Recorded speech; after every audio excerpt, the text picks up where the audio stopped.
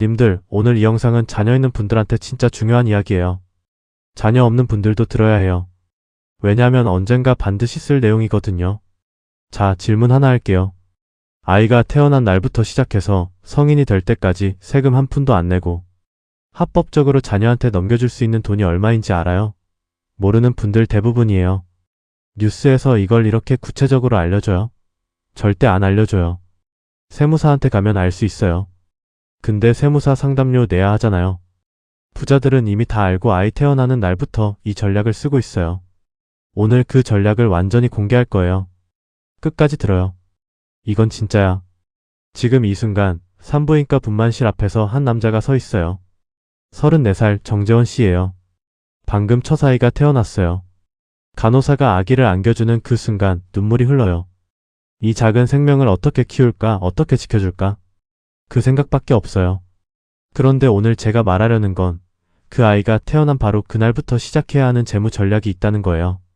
정재원 씨가 이걸 알았냐 몰랐냐에 따라서 그 아이가 20살이 됐을 때 통장 잔고가 수천만 원이 차이 나요. 모르면 세금 내고 알면 세금 제로로 그 돈이 고스란히 아이한테 가요. 뉴스에서 이 얘기 해줘요. 정부가 광고 내서 알려줘요. 아무도 안 알려줘요. 왜냐면 알면 세금이 줄어드니까요. 오늘 저는 그걸 알려드릴 거예요. 자, 기초부터 잡아야 해요. 증여세가 뭔지 정확히 알아야 전략이 나와요. 증여세는 살아있는 동안 재산을 무상으로 넘겨줄 때 내는 세금이에요. 돌아가신 후에 재산을 넘기는 건 상속세고요. 많은 분들이 이 둘을 헷갈려요. 오늘은 증여세 이야기예요. 살아있을 때 자녀한테 재산을 넘겨주는 전략이야. 증여세에는 공제 한도가 있어요. 일정 금액까지는 세금 없이 증여할 수 있다는 거야. 이게 핵심이에요. 직계 존비속, 즉 부모가 자녀한테 증여할 때 공제 한도가 얼마냐면 성인 자녀는 10년에 5천만 원이에요. 미성년 자녀는 10년에 2천만 원이에요. 이 한도 안에서는 증여세가 제로야. 단, 이게 10년 단위로 리셋돼요. 오늘 2천만 원 줬으면 다음 10년이 지나야 또 2천만 원 줄 수 있어요. 이걸 10년 주기 증여라고 해요. 이 원리를 이용해서 아이가 태어난 날부터 전략적으로 증여를 시작하면 세금 한 푼도 안 내고 엄청난 금액을 넘길 수 있어요. 자, 이제 시뮬레이션을 해볼게요. 구어체로 계산해 드릴 테니까 숫자 놓치지 말고 따라와요. 아이가 태어났어요. 태어나자마자 첫 번째 증여를 해요. 미성년자 한도 2천만 원이에요. 세금 제로. 이게 첫 번째 2천만 원이에요. 아이가 10살이 됐어요. 또 2천만 원 증여해요. 두 번째 10년이 시작됐으니까 또 2천만 원 한도가 생긴 거야. 역시 세금 제로. 여기까지 합산이 4천만 원이에요. 아이가 20살이 됐어요. 이제 성인이에요. 성인이 되는 순간 공제 한도가 바뀌어요. 성인 자녀는 5천만 원이에요. 세 번째 증여 5천만 원. 세금 제로. 지금까지 합산 4천만 원 더하기 5천만 원이에요. 9천만 원이에요. 아이가 30살이 됐어요. 20살의 한도를 썼으니까 30살이 돼야 또 한도가 생겨요. 성인 한도 5천만 원. 네 번째 증여 5천만 원. 세금 제로. 합산 1억 4천만 원이에요. 아이가 40살이 됐어요. 다섯 번째 증여 5천만 원. 세금 제로. 합산 1억 9천만 원이에요. 1억 9천만 원이에요. 세금 한 푼도 안 냈어요. 이게 한 부모한테서 나온 금액이에요. 근데 엄마 아빠가 따로따로 줄 수 있어요. 아빠가 2천만 원 줄 수 있고 엄마도 2천만 원 줄 수 있어요. 합산이 아니에요. 각각이에요. 증여세 공제 한도는 수증자, 즉 받는 사람 기준으로 직계 존속 전체를 합산하는데 부모 합산으로 보는 방식이에요.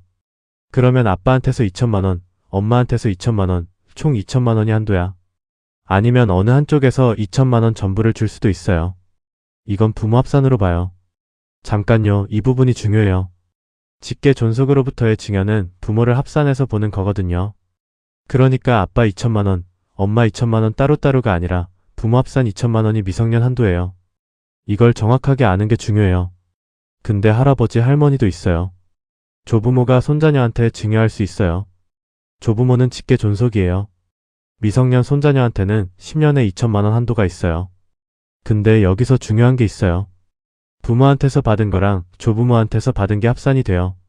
직계 존속 전체가 합산이에요.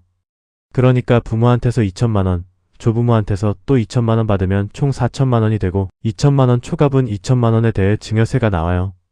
이걸 모르고 조부모가 따로 줬다가 나중에 세무조사에서 문제 생기는 경우가 있어요. 조부모 증여는 별도로 관리해야 해요. 부모가 2천만 원을 이미 썼으면 조부모한테서 추가로 받으면 증여세가 나오는 거야. 이 합산 계산을 모르는 분들이 정말 많아요. 자, 이제 진짜 강력한 이야기로 들어갈게요. 숫자의 공포를 한번 보여드릴게요.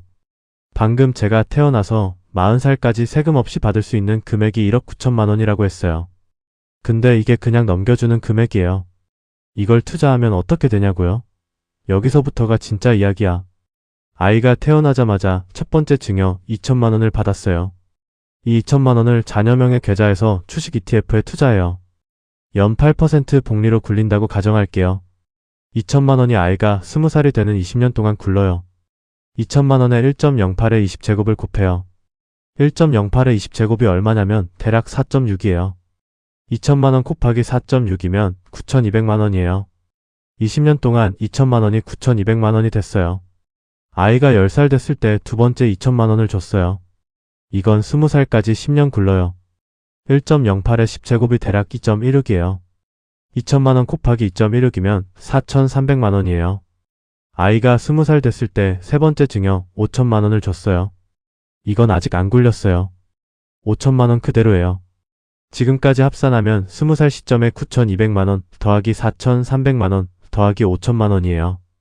1억 8,500만 원이에요. 세금 제로로 증여한 거 합산이 4천만 원에 20살 때 준 5천만 원 더하면 원금이 9천만 원이에요. 근데 투자 수익이 붙어서 이미 1억 8,500만 원이 됐어요. 20살 아이 통장에 1억 8,500만 원이 있는 거야. 근데 아직 끝이 아니에요. 이 1억 8,500만 원이 계속 굴러요.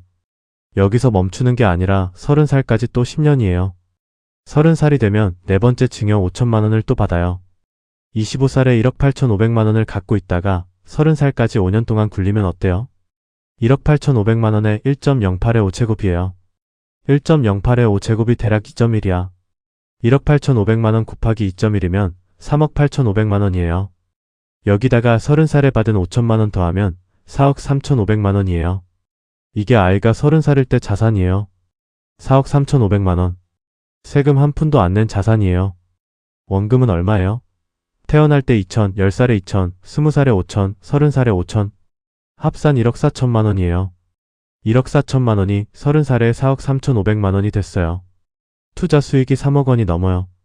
이게 세금 없는 조기 증여 전략과 복리의 결합이 만들어내는 결과야. 이걸 알고 있는 부모랑 모르는 부모의 자녀가 30살에 갖는 자산 차이가 4억 원 이상이에요. 이 차이 평생을 따라가요. 뉴스에서 이 계산을 이렇게 구체적으로 알려줘요? 한 번도 없어요. 세무사 사무실에 돈 내고 상담받으면 알 수 있어요. 부동산 PB 미팅에서 자산가들이 듣는 내용이에요. 일반 직장인들은 이걸 접할 기회가 없어요. 오늘 이 영상이 그 정보의 격차를 메우는 거야. 자, 이제 왜 이걸 빨리 시작할수록 좋은지 더 깊이 파볼게요. 복리의 마법은 시간이 길수록 강력해요. 아이가 태어날 때 준 2천만 원이 20살까지 20년 동안 복리가 돌잖아요. 근데 아이가 10살 됐을 때 처음으로 주면 어때요? 20살까지 고작 10년이에요. 같은 2천만 원인데 수익이 완전히 달라요. 2천만 원의 20년 복리랑 10년 복리의 차이가 얼마냐면요. 20년에는 9,200만 원이 됐고 10년에는 4,300만 원이에요. 차이가 4,900만 원이야. 2천만 원을 10살에 주냐 태어날 때 주냐에 따라 20살 때 자산 차이가 4,900만 원이에요. 이 4,900만 원이 어디서 왔어요? 아무것도 안 했어요. 그냥 일찍 시작했을 뿐이야. 시간이 만든 차이야. 이게 경제학에서 말하는 시간 가치의 핵심이에요. 돈의 가치는 언제 있느냐에 따라 달라요. 지금의 2천만 원이 10년 후에 2천만 원보다 훨씬 가치가 있어요. 왜냐면 지금의 2천만 원은 10년 동안 불어날 수 있지만 10년 후에 2천만 원은 그냥 2천만 원이거든요. 이걸 치킨집으로 비유하면 이런 거야. 치킨집을 지금 차리는 거랑 10년 뒤에 차리는 거랑 어느 게 더 많은 이익을 만들어요? 당연히 지금 차리는 거잖아요. 10년 먼저 장사해서 쌓인 노하우, 단골, 브랜드가 있으니까. 자녀 증여도 똑같아요. 일찍 시작할수록 시간이 일을 해줘요. 이제 원인 분석을 해볼게요. 왜 이걸 아는 사람이 이렇게 적을까요? 표면적인 이유는 금융 교육의 부재예요. 학교에서 증여세 공제한도 가르쳐줘요? 안 가르쳐줘요. 부모님이 알려줘요? 부모님도 모르시는 경우가 대부분이야. 그러면 어디서 알아요? 세무사, 변호사, 프라이빗 뱅킹. 이걸 접하는 사람들이 어떤 사람들이냐면 자산이 이미 있는 사람들이에요. 자산가들은 이 정보를 일찍 접하고 일찍 시작해요. 그러니까 더 부자가 되는 거야. 정보의 비대칭이 자산의 비대칭을 만들어요. 이게 부의 세습이 일어나는 구조적 메커니즘이에요. 부자가 더 부자가 되는 게 단순히 운이나 능력의 문제가 아니에요. 정보가 먼저 부자들한테 간다는 칸티용 효과의 현실 버전이야. 진짜 원인은 더 깊은 곳에 있어요. 국가가 이걸 적극적으로 알려줄 이유가 없어요. 왜냐하면 증여 전략을 모르는 사람들은 나중에 한꺼번에 넘겨주다가 증여세를 내거든요. 그게 세수잖아요. 국가 입장에서는 사람들이 이걸 모르고 한 번에 큰돈을 이전할 때 세금이 커지는 게 더 이익이에요. 이걸 뉴스에서 대대적으로 알려주면 국가 세수가 줄어요. 그러니까 정부가 광고 내서 자녀한테 태어날 때부터 2천만 원씩 줘서 세금 아끼세요 라고 할 리가 없잖아요. 이면의 진실이 여기에 있어요. 자, 이제 더 구체적인 전략으로 들어갈게요. 증여를 하는 방법이 단순히 현금을 주는 것만이 아니에요. 주식이나 ETF를 증여할 수도 있어요. 그리고 이게 현금 증여보다 강력할 수 있어요. 왜냐하면 주식을 증여할 때 증여 시점의 평가액으로 증여세를 계산하거든요. 주식을 증여한 이후에 주가가 오르면 그 상승분은 자녀의 자산이 되는 거야. 증여세는 이미 납부했으니까 추가 세금 없어요. 예를 들어볼게요. 2천만 원어치 ETF를 자녀한테 증여해요. 증여 시점 평가액 2천만 원. 미성년자 한도 2천만 원이니까 증여세 제로. 이 ETF가 10년 뒤에 4천만 원이 됐어요. 2배가 된 거야. 이 4천만 원 자녀의 자산이에요. 추가 세금이 없어요. 만약 현금 2천만 원을 줬다면 어때요? 현금 2천만 원은 증여세 제로로 줄 수 있지만 이걸 자녀가 나중에 받아서 투자하면 그게 자녀의 소득이 되거나 다른 복잡한 문제가 생길 수 있어요. 처음부터 ETF 형태로 증여하면 자녀 명의로 자산이 투자되어 있는 상태가 시작부터 만들어지는 거야. 이게 훨씬 깔끔한 구조예요. 근데 여기서 주의할 점이 있어요. 자녀명의 계좌에서 투자를 하더라도 실제로 부모가 운용하면 세무 당국이 문제 삼을 수 있어요. 증여는 실질적으로 이뤄져야 해요. 자녀명의 계좌이지만 실질적으로 부모가 지배하고 있다면 이건 실질 과세 원칙에 의해 증여로 인정되지 않을 수 있어요. 그러면 나중에 자녀가 이 돈을 쓸 때 증여세가 부과될 수 있어요. 이런 리스크를 피하려면 어떻게 해야 하냐면요. 증여 계약서를 작성하고 증여세 신고를 하고 세금이 없어도 신고는 해야 해요. 증거를 남기는 거야. 증여를 공식적으로 처리해두면 나중에 세무조사가 와도 깔끔하게 설명이 돼요. 자, 이제 더 강력한 전략으로 넘어갈게요. 조부모를 활용하는 전략이에요. 아까 부모 합산으로 2천만 원이 한도라고 했잖아요. 그러면 조부모는요? 조부모도 직계 존속이에요. 그러면 부모 2천만 원 한도에 포함되는 거야.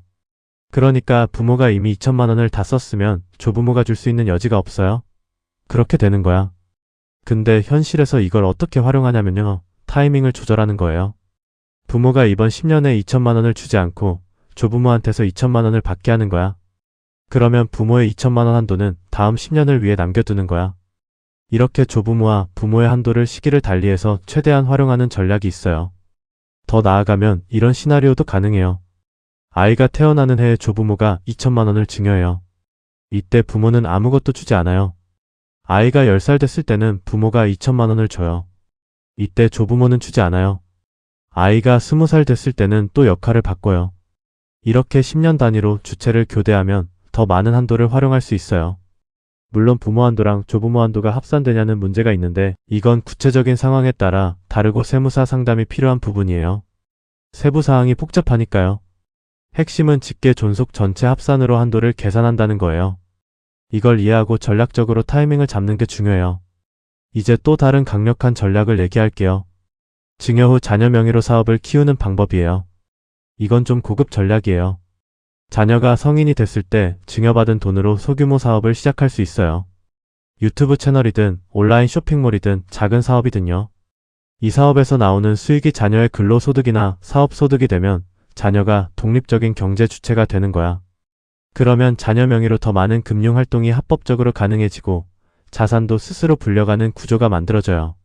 이게 단순히 돈을 넘겨주는 게 아니라 자녀를 독립적인 경제 주체로 세우는 거야. 부자 가문들이 이렇게 해요. 자녀한테 돈만 주는 게 아니라 자녀가 스스로 자산을 불릴 수 있는 구조를 만들어줘요. 자, 이제 위기 고조 단계로 들어가 볼게요. 이걸 왜 지금 당장 해야 하냐고요? 세금 구조가 변할 수 있어요. 지금 미성년 2천만 원, 성인 5천만 원이 한도인데 정부가 언제든 이걸 바꿀 수 있어요. 한도를 낮출 수도 있고 조건을 까다롭게 만들 수도 있어요. 실제로 외국에서는 이런 방향으로 세법이 변하는 경우가 있어요. 지금 한도가 있을 때 활용해야 해요. 나중에 바뀌면 지금 할 수 있는 전략이 안 될 수 있어요. 그리고 물가 인플레이션 문제도 있어요. 지금 2천만 원이라는 한도가 언제 정해진 거예요? 수년 전에 정해진 거야. 그동안 물가가 많이 올랐어요. 2천만 원의 실질 가치가 예전만 못해요. 근데 한도는 그대로 2천만 원이에요. 이게 뭘 의미하냐면 한도를 최대한 활용하지 않으면 인플레이션에 의해 실질 혜택이 줄어드는 거야. 지금 2천만 원이 가지는 구매력이 10년 뒤에는 더 낮아져 있어요. 그러니까 지금 당장 한도를 쓰는 게 더 유리해요. 이제 엄마, 아빠 입장에서 실제로 어떻게 실행해야 하는지 구체적으로 얘기해 드릴게요. 단계별로 따라오세요. 첫 번째 단계예요. 자녀가 태어나자마자 자녀명의 계좌를 만들어요. 증권사 앱에서 자녀명의 계좌를 개설할 수 있어요. 미성년자는 법정 대리인인 부모가 대신 개설해요. 이건 지금 당장 할 수 있어요. 출생 신고하고 나서 바로 증권사 앱 켜서 미성년자 계좌 개설 신청하는 거야. 이게 첫 번째 액션이에요. 두 번째 단계예요. 증여 계약서를 작성해요. 인터넷에 증여 계약서 양식이 있어요. 부모가 법정 대리인으로서 자녀를 대리해서 계약서를 작성하는 형식이에요. 날짜, 증여금액, 증여자, 수증자 이런 것들이 들어가요. 이걸 작성해서 보관해요. 나중에 세무조사 왔을 때 이게 증거가 돼요. 세금이 없어도 이 증거를 남기는 게 중요해요. 세 번째 단계예요. 증여세 신고를 해요. 세금이 제로라도 신고는 해야 해요. 세무서나 국세청 홈택스에서 신고할 수 있어요. 증여세 신고는 증여받은 날이 속하는 달의 말일로부터 3개월 이내에 해야 해요. 이걸 빠뜨리면 나중에 증여 사실 자체가 인정되지 않을 수 있어요. 네 번째 단계예요. 자녀명의 계좌에 증여한 돈을 입금해요. 그리고 그 돈으로 ETF를 매수해요. 자녀명의 계좌에서 매수하는 거야. 어떤 ETF를 사야 하냐고요? 이건 자녀의 투자 기간이 아주 길다는 걸 생각해야 해요. 아이가 태어났을 때 투자하면 20살까지 20년이야. 이 긴 기간에는 시장 변동성을 이겨낼 수 있는 장기 성장형 ETF가 적합해요. S&P 500이나 전세계 주식지수를 추종하는 ETF 같은 거요. 단기 변동성은 있겠지만 20년이라는 긴 시간이 그 변동성을 평균화해줘요. 장기로 보면 성장이 나왔어요. 다섯 번째 단계예요. 이걸 시스템으로 만들어요. 매달 일정 금액을 자녀 계좌로 자동 이체 설정해요. 월 5만 원도 좋아요. 월 10만 원도 좋아요. 중요한 건 자동이에요. 증여 한도를 초과하지 않는 범위에서 꾸준히 넣어요. 증여 한도는 10년에 2천만 원이니까 1년에 200만 원이에요. 월로 치면 16만 원 정도야. 이 금액 이하로 매달 자동 이체 설정하면 한도를 넘지 않아요. 단, 이것도 매년 국세청에 신고하는 게 리스크를 줄이는 방법이에요. 세무사랑 같이 진행하는 게 가장 안전해요. 자, 이제 시뮬레이션을 좀 더 강력하게 해볼게요. 두 가족을 비교해 볼게요. 김증여 씨 가족이랑 박나중 씨 가족이에요. 두 가족 모두 아이가 태어났어요. 재정 상황도 비슷해요. 근데 김증여 씨는 오늘 이 영상을 봤어요. 박나중 씨는 이 영상을 보지 않았어요. 김증여 씨는 아이 태어나자마자 2천만 원 증여해요. 증여세 신고하고 자녀명의 계좌에서 ETF 매수해요. 매달 15만 원씩 추가로 자동 이체해서 꾸준히 사요. 10살에 또 2천만 원 증여해요. 20살에 5천만 원 증여해요. 박나중 씨는 나중에 해야지 하다가 아이가 20살이 됐을 때 5천만 원을 줬어요. 이게 처음 줬어요. 20살의 두 아이의 자산을 비교해 볼게요. 김증여 씨 아이는요? 태어날 때 2천만 원이 20년 굴렀어요. 연 8% 복리로 9,200만 원이에요. 10살에 준 2천만 원이 10년 굴렀어요. 4,300만 원이에요. 매달 15만 원씩 20년 동안 넣은 게 있어요. 이건 적립식이니까 계산을 해볼게요. 매달 15만 원, 1년에 180만 원이에요. 20년이면 원금이 3,600만 원이에요. 연 8% 복리로 적립식으로 넣으면 20년 후에 대략 1억 원 가까이 돼요. 여기에 20살 때 받은 5천만 원 더하며 합산이 9,200만 원 더하기 4,300만 원 더하기 1억 원 더하기 5천만 원이에요. 대략 2억 8,500만 원이에요. 박나중 씨 아이는요? 20살에 5천만 원 받았어요. 아직 투자 안 했어요. 5천만 원이에요. 두 아이의 20살 시점 자산 차이가 2억 3,500만 원이에요. 같은 5천만 원을 줬어요. 근데 한 명은 일찍부터 시작해서 2억 8천이고 한 명은 20살에 처음 받아서 5천만 원이에요. 이 2억 3,500만 원의 차이 누가 만들었어요? 시간이 만들었어요. 시간이 2억 3,500만 원의 가치를 가진 거야. 이게 진짜예요. 이제 이 전략에서 조심해야 할 함정들을 얘기해야 해요. 합법적인 전략이지만 실행 과정에서 실수하면 세금이 나올 수 있거든요. 첫 번째 함정이 뭐냐면요. 한도 초과예요. 10년에 2천만 원인데 이걸 초과하면 초과분에 대해 증여세가 나와요. 그리고 증여세는 한도 초과분에 바로 세율이 적용되는 게 아니에요. 증여세 세율이 구간별로 있어요. 1억 원 이하는 세율이 10%, 1억 초과 5억 이하는 20%, 5억 초과 10억 이하는 30%, 10억 초과 30억 이하는 40%, 30억 초과는 50%야. 근데 이 세율은 공제 한도를 초과하는 금액에 적용돼요. 공제 2천만 원을 쓰면 나머지 초과분의 세율이 붙는 거야. 두 번째 함정이에요. 증여를 했는데 자녀가 이 돈을 쓰지 않고 부모한테 다시 돌아오면 문제가 돼요. 증여는 실질적으로 이루어져야 해요. 명목상 증여했지만 실제로 부모가 그 돈을 계속 쓰고 있으면 세무당국에서 이걸 위장 증여로 볼 수 있어요. 자녀명의 계좌는 자녀의 계좌여야 해요. 부모가 관리해줄 수는 있지만 그 돈이 부모 용도로 사용되면 안 돼요. 세 번째 함정이에요. 증여세 신고 기한을 놓치는 거예요. 증여받은 날이 속하는 달의 말일로부터 3개월이에요. 이 기한을 넘기면 가산세가 붙어요. 세금이 제로라도 신고 기한은 지켜야 해요. 네 번째 함정이에요. 조부모 증여와 부모 증여를 합산하지 않고 계산하는 거예요. 아까 얘기했지만 직계 존속에서 받은 증여는 합산이에요. 부모 2천만 원, 조부모 2천만 원 따로따로가 아니에요. 합산해서 2천만 원이 한도예요. 이걸 모르고 양쪽에서 다 2천만 원씩 받으면 2천만 원 초과분의 증여세가 나와요. 이게 실수로 자주 생기는 케이스예요. 다섯 번째 함정이에요. 자녀가 미성년일 때와 성인일 때 한도가 다른데 이 전환 시점을 놓치는 거예요. 만 19살이 되는 날부터 성인이에요. 이 시점의 한도가 2천만 원에서 5천만 원으로 바뀌어요. 이 타이밍을 잘 잡아서 증여하면 한도를 최대로 활용할 수 있어요. 19살 되기 직전에 2천만 원 쓰고 19살 되는 날 바로 5천만 원 쓰는 건 어떻게 돼요? 이 두 증여의 10년 주기가 겹치지 않게 시점을 관리해야 해요. 이게 복잡하게 느껴지면 세무사 상담이 필요한 영역이에요. 이제 더 넓은 그림으로 보면 이 증여 전략이 단순히 세금 절감을 넘어서 어떤 의미가 있냐면요. 자녀의 재무 독립을 앞당기는 거예요. 자녀가 성인이 됐을 때 이미 수억 원의 투자 자산을 갖고 있다면 어때요? 취직 압박이 달라지고 창업의 선택지가 생기고 인생의 중요한 결정을 돈 때문에 타협하지 않아도 돼요. 좋은 직장을 가리고 선택할 수 있어요. 하고 싶은 일을 할 수 있어요. 이게 부모가 자녀한테 줄 수 있는 진짜 선물이야. 돈이 아니에요. 선택의 자유야. 그리고 이건 단순히 부자들만의 전략이 아니에요. 월 15만 원, 10년에 2천만 원이에요. 이게 대한민국 평균적인 가정에서 계획적으로 할 수 있는 금액이야. 모든 사람이 할 수 없다고 생각하는데 사실은 꾸준히 준비하면 충분히 가능해요. 문제는 몰라서 못하는 거야. 오늘 이 영상이 그 몰라서 못하는 장벽을 없애는 거야. 이제 증여와 관련해서 자주 나오는 오해를 하나 짚고 갈게요. 많은 분들이 증여세를 무조건 피해야 한다고 생각해요. 근데 그게 아니에요. 한도를 초과하더라도 전략적으로 미리 증여하는 게 상속보다 유리한 경우가 있어요. 왜냐면 상속세는 상속 시점의 자산 전체에 적용되는데 생전에 미리 조금씩 증여하면 나중에 상속되는 자산 규모 자체가 줄어들어요. 상속세 세율이 높거든요. 그러면 생전 증여로 납부한 증여세가 나중에 아끼는 상속세보다 작을 수 있어요. 이걸 생전 증여와 상속의 세금 최적화 전략이라고 해요. 이건 자산이 상당히 큰 경우에 해당하는 이야기고 이 부분은 반드시 세무사나 상속 전문 변호사와 상담해서 결정해야 해요. 자, 이제 해결책 단계로 넘어갈게요. 오늘 배운 것들을 실제 삶에 적용하는 방법이에요. 여러분이 오늘 영상 끝나고 할 수 있는 마이크로 액션이에요. 첫 번째, 자녀가 있는 분은 지금 당장 자녀의 나이를 확인하고 증여 이력을 점검해요. 지금까지 자녀한테 뭘 줬는지, 그게 증여로 신고됐는지 확인해요. 이미 한도를 초과한 게 있는지도 확인해야 해요. 이게 현황 파악이에요.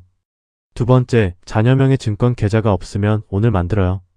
증권사 앱에서 미성년자 계좌 개설이 가능해요.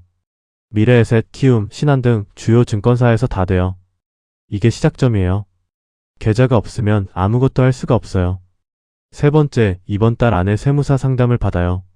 증여 전략은 개인 상황에 따라 최적 방법이 달라요. 아이 나이, 부모 재산 규모, 부부 자산 구성, 조부모 상황, 이런 게 다 달라요. 일반적인 원칙은 오늘 설명해드렸고, 구체적인 내 상황에 맞는 전략은 세무사 상담을 통해 짜는 게 맞아요. 세무사 상담비가 아깝게 느껴지면 오늘 시뮬레이션에서 보셨듯이 잘못 실행하면 내야 할 세금이 그보다 훨씬 크다는 거 기억하세요. 네 번째, 증여 계약서 양식 인터넷에서 찾아서 미리 준비해둬요. 실제 증여 전에 계약서 형식을 익혀두면 실행이 빨라져요. 다섯 번째, 자녀 계좌에 처음 입금하는 날을 달력에 표시해요. 그날이 여러분 자녀의 재무 독립이 시작되는 날이에요. 두 가지 페르소나를 비교하면서 마무리할게요. 오늘 이 영상 보고 내일 자녀 계좌 만들고 증여 신고하기 시작한 윤실행씨. 그리고 나중에 해야지 하고 유튜브를 닫은 정나중씨. 둘 다 자녀가 태어난 해예요. 둘 다 2천만원씩 증여할 여력이 있어요. 20년 뒤 두 아이의 자산 차이가 얼마예요? 방금 계산했잖아요. 2억 원이 넘는 차이가 나요. 이게 나중에 해야지 한 대가예요. 이 2억 원이 나중에 가서 어떤 의미가 되냐면요. 서울 아파트 전세금 차이가 날 수 있어요. 자녀가 창업할 때 초기 자금 차이가 날 수 있어요. 자녀의 인생에서 선택의 폭이 2억 원만큼 달라지는 거야. 오늘 이 영상 하나가 여러분 자녀의 미래를 바꿀 수 있어요. 진짜로. 과장이 아니에요. 조기 증여와 복리의 결합이 만들어내는 힘이 그만큼 강력하다는 거야. 이 방법 부자들은 이미 알고 있어요. 오늘부터 여러분도 알아요. 이제 행동만 남았어요. 지금 바로 증권사 앱 켜요. 자녀명의 계좌 만드는 버튼 찾아요. 그게 오늘 해야 할 전부예요. 나머지는 시간이 알아서 해줘요. 댓글에 자녀 나이랑 증여 계좌 있는지 없는지 써줘요. 반응 보고 다음 영상에서 연령대별 맞춤 증여 전략을 더 구체적으로 해보해드릴게요. 좋아요랑 구독 꼭 눌러주시고요. 오늘 배운 거 진짜로 실행해요. 다음 영상에서 뵐게요.